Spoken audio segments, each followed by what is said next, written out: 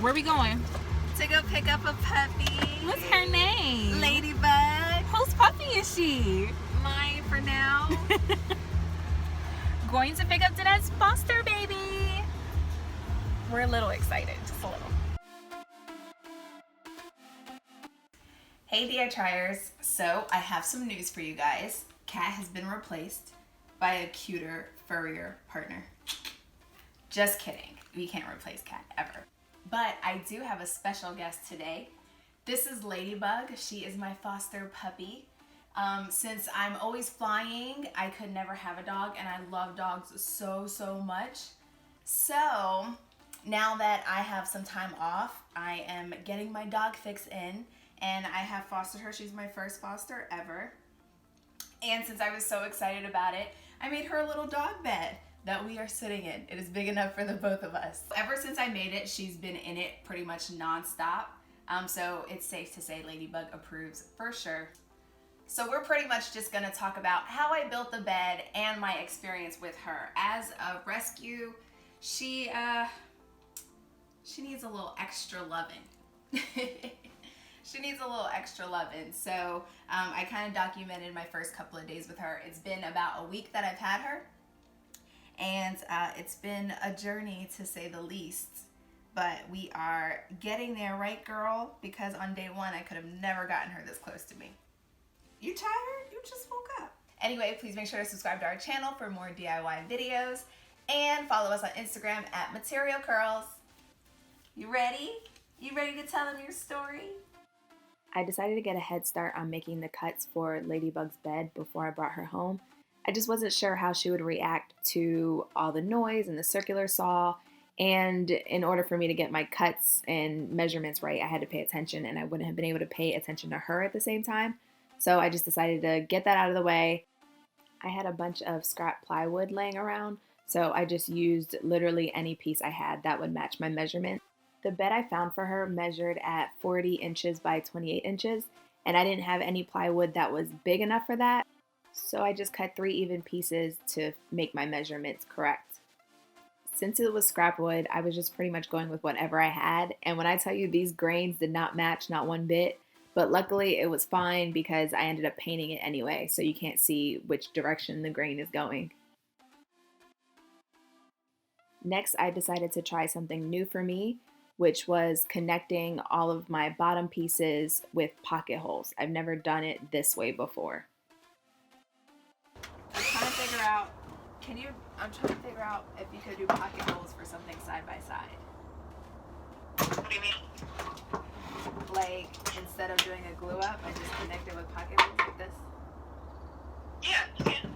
It's the same way? Yeah. I'm doing a test run. You just have to make sure your depth, like you don't go very deep, because you're not going to deep for it. Even when Kat's not physically with me building, she's usually on a FaceTime call at least 3 or 4 times while I'm doing it. Now I just pocket hole my life away. There had to be at least 100 pocket holes, if not more. And although they're a little bit more work, they're well worth it because they give such a clean look at the end. It's okay. Aww, it's okay. What is your story, girl? Come on. Come on. Not a budge. Not a budge. She's like, no, I'm good. This is Ladybug's first day. She's very scared. She won't leave the door. It took a good 20 minutes to get her out of the car. By force. So we'll see if she warms up. She looks very scared. Here, girl. You turn this on now. Does this scare you?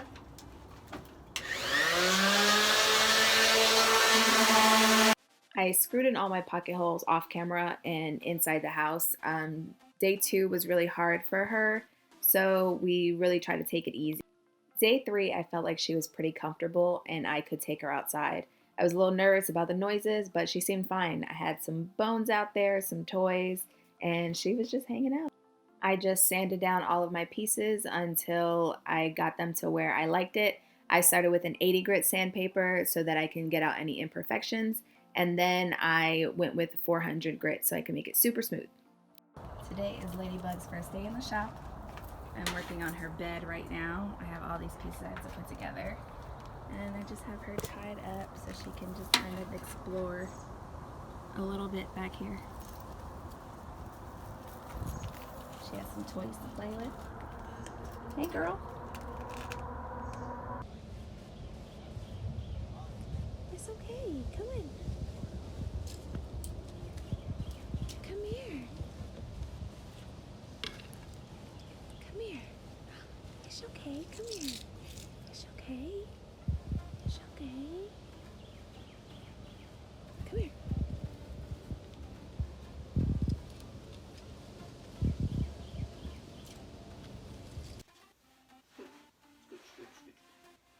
Can I have this? Can I have this? Thank you.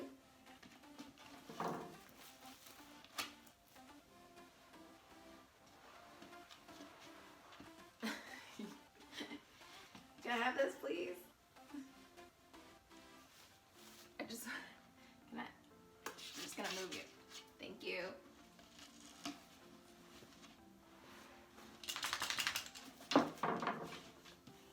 Excuse me, Missy.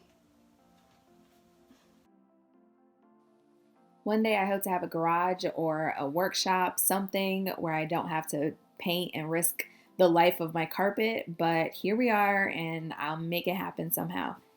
Ladybug was actually still afraid to go up and down the stairs at this point, and I really took advantage of that because if she was more comfortable, I would have had paw prints everywhere. I'm just priming all the wood. I did 1 coat primer and 2 coats of white paint.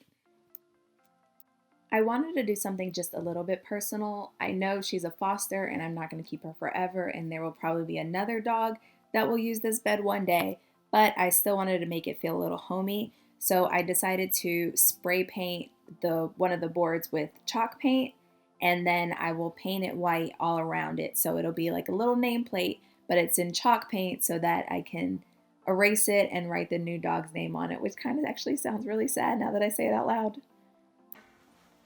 Time to put your bed together.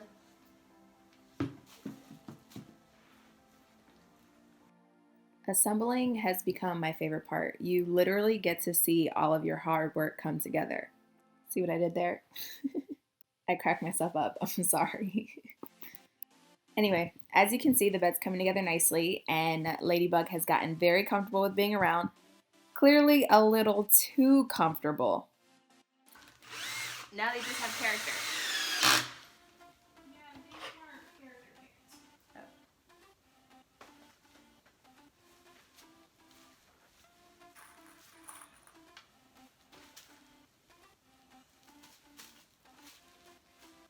Y'all, how did I not see this going on right next to me?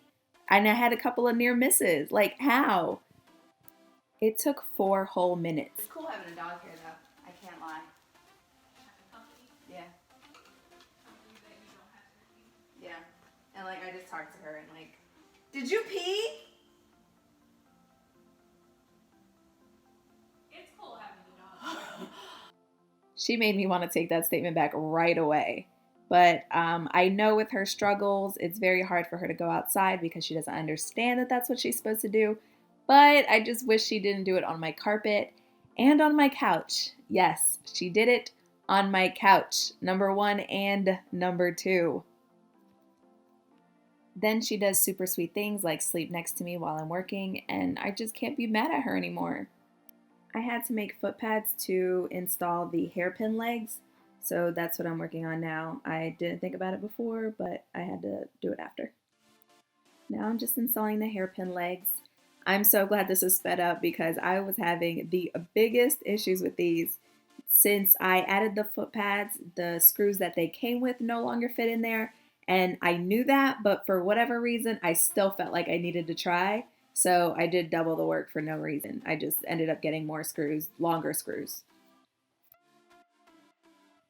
Now I don't know whether to think this is cute or to think she's rushing me because it looks like she's ready to put this bed to use right now. Okay, Ladybug, it's first impression time. What do you think?